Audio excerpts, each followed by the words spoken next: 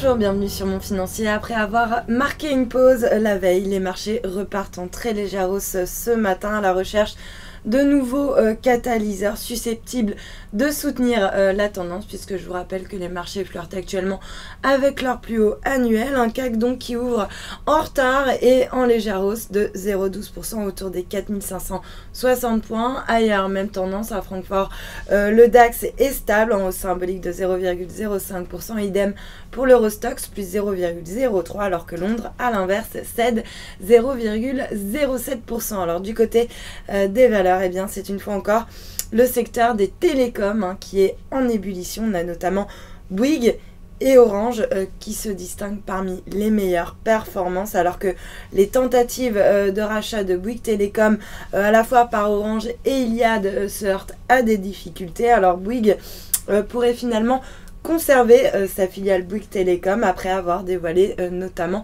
1516 suppressions de postes, ce qui risque bien sûr de déplaire au gouvernement. Et bien noter que sur le SBF 120, eh bien on a également Iliad et Numérica qui profitent de cette ébullition autour du rachat de la filiale de Bouygues. Et puis à noter également Alstom qui se distingue à la hausse, alors qu'on vient d'apprendre que Hitachi travaillerait avec Mitsubishi sur une offre conjointe avec Siemens pour essayer donc de racheter le pôle énergie d'Alstom qui pour l'instant lui préfère General Electric. Et puis à l'inverse, Aperam se distingue en nette baisse sur le SBF 120. À noter également Vallourec qui a pourtant plongé de 11% hier et qui reste mal orienté après avoir dévoilé un profit warning. Donc le groupe qui table sur un recul de 10% de son EBITDA cette année. Et puis sur le marché d'échange, l'euro, lui, reste stable par rapport au dollar. On est autour